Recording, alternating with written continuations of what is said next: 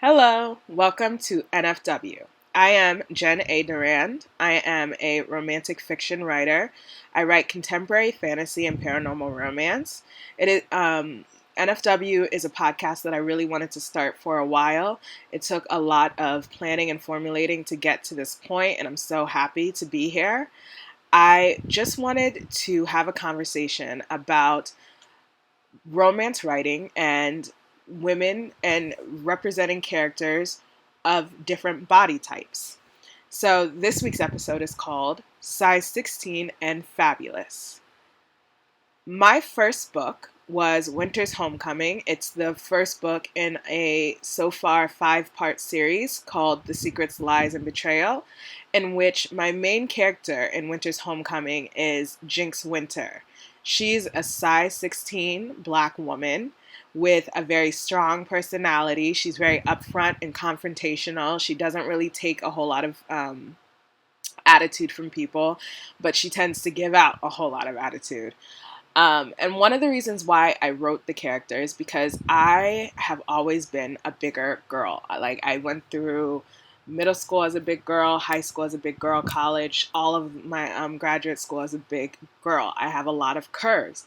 And one of the things that I always found lacking in the stories that I was reading is body diversity, as well as color diversity when it comes to the types of books that I like to read. Because you can read nonfiction, and I read nonfiction all the time, but sometimes you just want to escape and enjoy not really having to think about the political ramifications or geopolitical system that we live in. Sometimes you just want to read a book about a boy who meets a girl and falls in love. And sometimes you really want that book to represent characters that are similar to you, that are similar to you, essentially. And so when I started writing, especially romance books, I always was like, I need to make sure that at least the female character represents a part of who I am. Sometimes it's very exaggerated. Sometimes it's really on the nose. And then sometimes it's like, I don't think I would ever do that, but it would be really interesting if I did. And so when I'm writing, most of the time, the women that you're going to read about are not stick thin. They don't eat salads. Usually they're eating something a little bit more involved. It explores my Caribbean heritage. So you're going to hear what my mother would say to me. And sometimes it's very funny when I'm reading comments and I see people are talking about how over intrusive the friends or the family can be, and then I'm sitting in my home reading the comments and thinking to myself, oh, I need to tell all of my friends and my family they are overly intrusive. Because in a Caribbean household, it's very much that village mentality of it takes a village to raise somebody, it takes a village to create somebody. And so you have a little bit of over intrusion, even though I get it, but at the same time I'm so used to it that it doesn't really bother me. But also just the idea of community. So sometimes it's nice to sit down and talk to someone who's known you for years and really just have a discussion, not to really change minds or create a situation where, you feel like you're arguing your point, but just having a discussion about the different viewpoints. Take, for instance, I was actually talking to a friend. I was talking to her about just dating in general and, the different ways of flirting. And it was very funny because, I'm an introvert, but she's an even bigger introvert. And I present as an extrovert, primarily because of my job. I learned pretty early on that I have to be pretty upfront in order to get anything done. But for the most part, I prefer to be in the background silent, which is why even when I'm in a group text message chain, I'm usually the one who says something every 50 or so texts rather than someone who continues on with the conversation. And she was talking about how she was having a conversation with another friend where they were saying that when they really like someone, they tend to withdraw within themselves. And I was telling her, I was like, I actually do the exact opposite because the way that my friends are, they're very observant, like me. And I am such an extrovert in social situations that the very idea of me introverting into myself would cause suspicion, which would cause embarrassment, which would cause me to want to go and hide somewhere. So I tend to just try and keep an even keel all the way around. Whether I like you or not, you're probably going to get the same person that everyone else gets, just not to draw suspicion. And I think some of that comes from the fact that I've always been a bigger girl. I've always really had to defend myself or to extend myself in order to not be seen as invisible. Um, and so whenever I'm thinking about a character and I'm developing them, I'm always thinking about different scenarios, first of all, and really just the conversations that I have with the people around me. Because I recognize that the conversations that I have are not necessarily the conversations that another person would have or that, the next 20 people would have. But you also have to take into consideration the cultural background. All of my characters, especially the female characters, tend to be from immigrant backgrounds. They're American, but they're from immigrant backgrounds. Typically from a Caribbean background, just because that's where my background is. It's where I have the most wealth of information, but also just African. You just have to do the research and kind of figure it out and have conversations with people. I really enjoy listening to other people talk and just express where they're coming from and how they were raised and just the different discussions that happened in their family that may not have happened in mine, and even finding the overlap.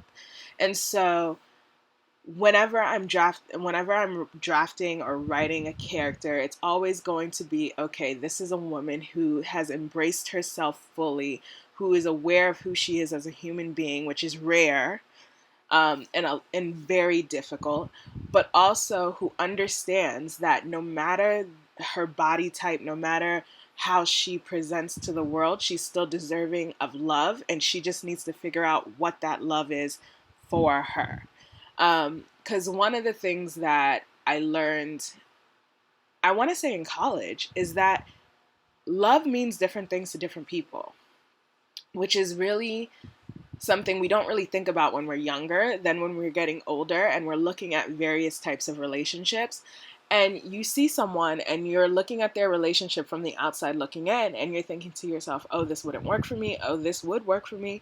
Oh, I wish I had this. Oh, I wish I didn't have this, and all this other things. And you don't realize that while you're sitting there judging that relationship or even developing opinions about that relationship, the people in those relationships are the ones who have decided that that's their way of love. That's how they embrace love, and that's how they want their love to present itself to each other.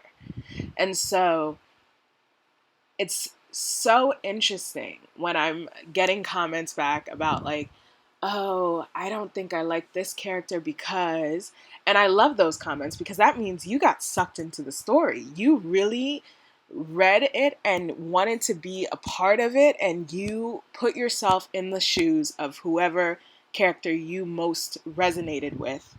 And that means that you resonated with something or someone, which I really, really love.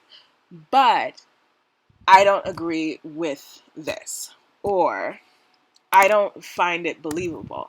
But at the same time, it's like love has so many variations, and it has so many ways of presenting itself and coming into this to the scenario that sometimes it won't be exactly how you want it. Sometimes it's going to be something so off the wall that you're going to sit there and tilt your head and say, oh, why would you do that? But it's how they wanted to present it. It's how they wanted to do it. And like some of it will make you smile, some of it will make you laugh.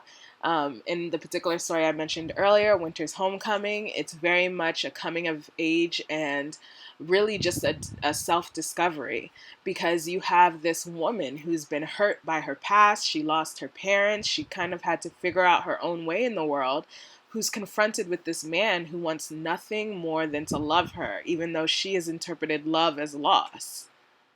And her coming to the realization that by rejecting his love, she's not protecting herself from the loss. She's just creating more loss for herself. And she's losing time with the one that she loves.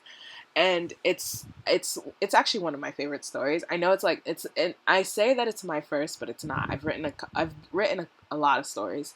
Not all of them get published. Some of them just stay in my notebook. Some of them just need a little bit more time to marinate in my brain before I like release them into the world.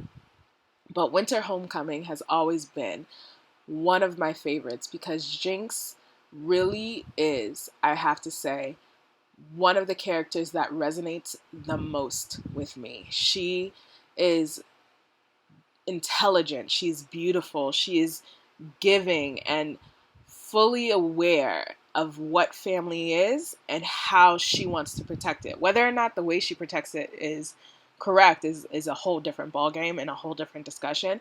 But the fact that she is so committed to protecting the people that she loves is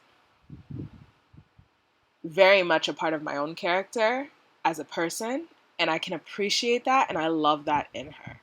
Because I'm pretty sure if there's any writers out there, they'll tell you that no matter how much you want to write the character that's in your mind, the character that needs to be is the one who's going to end up on the page. So I had no idea who she was going to turn out to be when I started writing it. I had no idea how she was going to turn out to be when I finished writing it.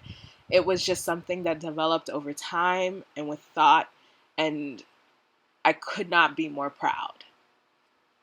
And so I would like to end this particular episode with the question of what, growing up, what did you want to see most in your character? Was it an oblong nose? Was it thicker lips? Was it wider hips? Was it, I don't know, dwarfism? I'm really interested in what you thought you would like to see in characters growing up that you did not have the chance to see because it's not out of the standard definition of what is acceptable, what is beautiful, what is more universally accepted.